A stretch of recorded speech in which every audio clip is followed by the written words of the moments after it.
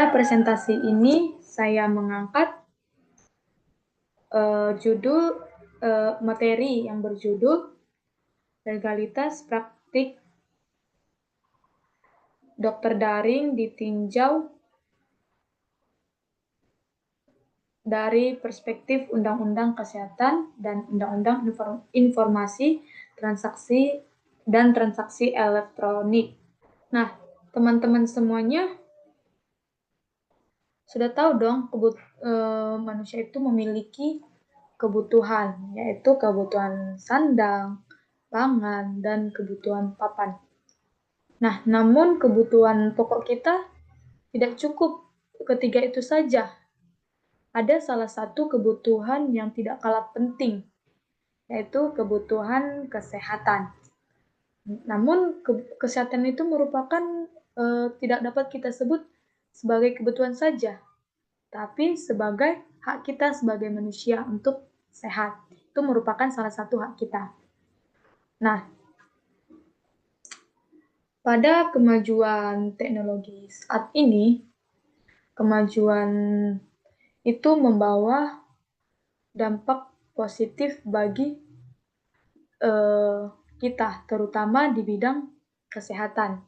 Yaitu dengan majunya teknologi, membawa kesehatan itu semakin maju juga, seperti peralatan yang semakin maju dan yang lainnya.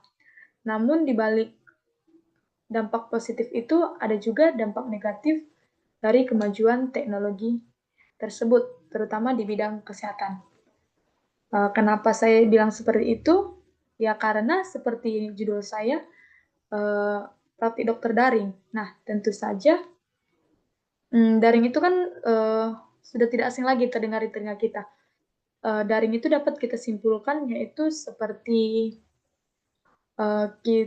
percakapan melalui media sosial. Nah, tadi kan judul materi saya praktik dokter daring. Nah, pasti teman-teman semua bertanya, bagaimana sih praktik dokter daring itu? Nah, di sini saya akan menjelaskan. Praktik dokter daring itu merupakan salah satu praktik dokter yang dilakukan melalui media sosial. Hah? Media sosial? Bagaimana sih? Nah, pasti teman-teman bertanya seperti itu.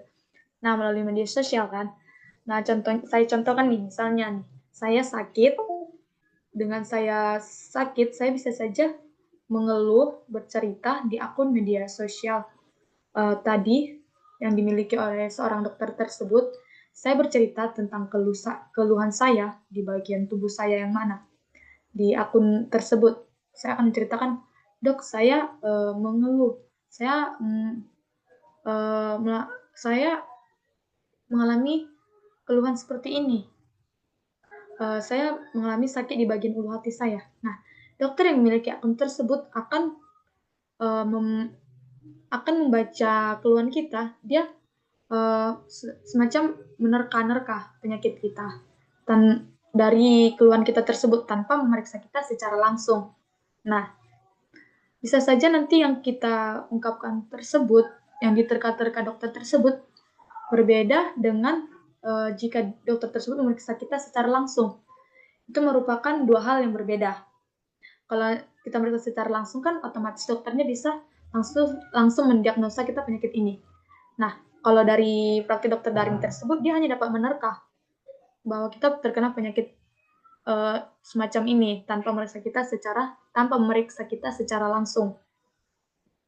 Nah, salah satu akun praktik dokter daring itu seperti Halodoc. Nah, Halodoc itu kan suatu praktik yang dilakukan secara daring melalui media sosial.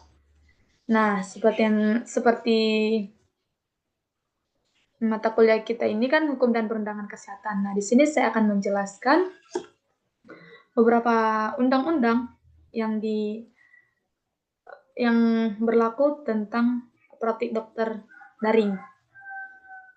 Nah, praktik dokter daring ini merupakan praktik dokter yang sampai saat ini belum diatur oleh undang-undang. Beda halnya dengan praktik dokter konvensional yang sudah diatur oleh undang-undang.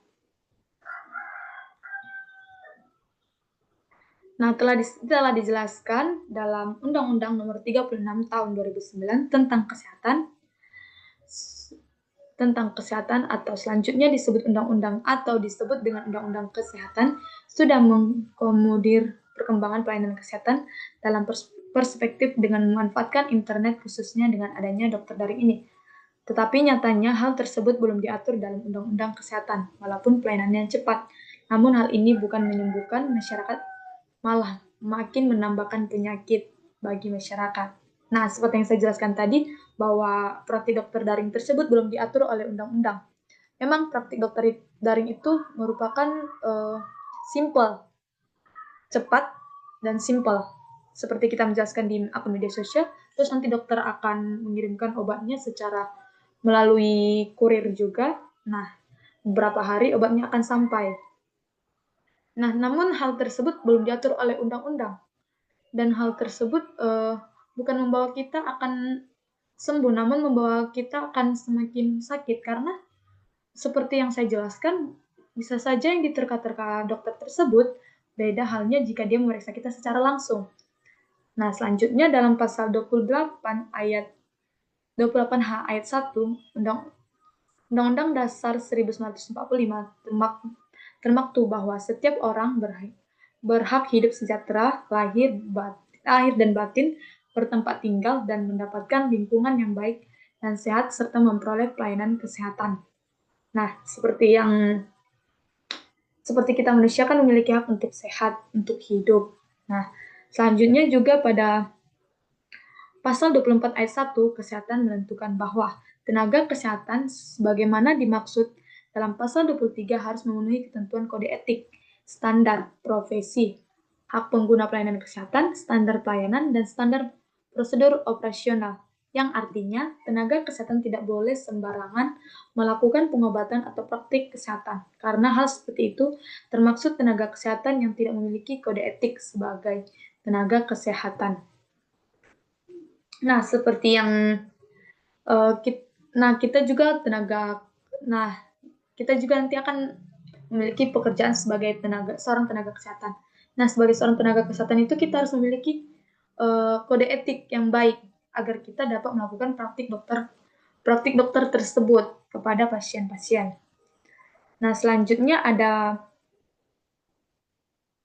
untuk melakukan praktik dokter yang baik, dokter harus memperoleh registrasi dokter, di mana hal tersebut dijelaskan di dalam pasal 29 ayat 1, 2, dan ayat 3 tentang Undang-Undang Praktik Kedokteran. Yang isinya ada setiap dokter dan dokter gigi yang melakukan praktik kedokteran di Indonesia wajib memiliki surat tanda registrasi dokter dan surat tanda registrasi dokter gigi. Yang kedua, surat tanda registrasi dokter dan surat tanda registrasi dokter gigi sebagaimana dimaksud pada ayat 1 diterbitkan oleh Konsil. Dokter atau dokter gigi yang telah memiliki surat tanda registrasi mempunyai wewenang melakukan praktik kedokteran sesuai dengan pendidikan dan kompetensi yang dimiliki, yang terdiri atas mewawancarai pasien, memeriksa fisik dan mental pasien, menentukan pemeriksaan penunjang,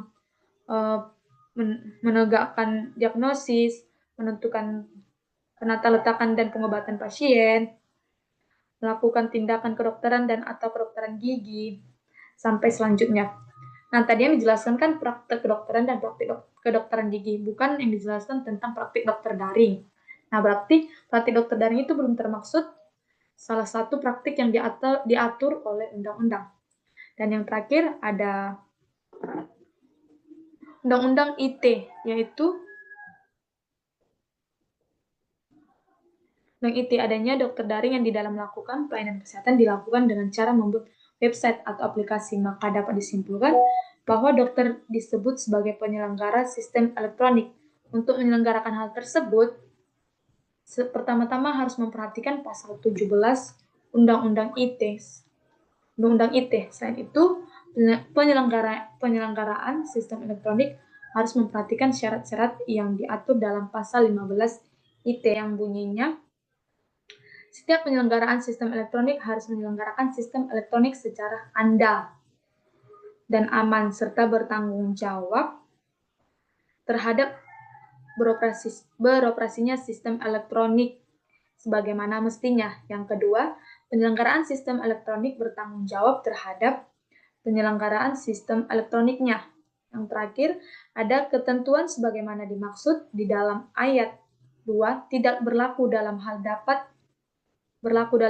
dapat dibuktikan terjadinya keadaan memaksa, kesalahan atau kelalaian pihak pengguna sistem elektronik. Nah, selain kesehatan yang diatur oleh undang-undang, namun ada juga undang-undang yang mengatur tentang elektronik dalam bidang kesehatan yang tidak dapat dilakukan di dalam bidang kesehatan. Thank you for watching. Nonton video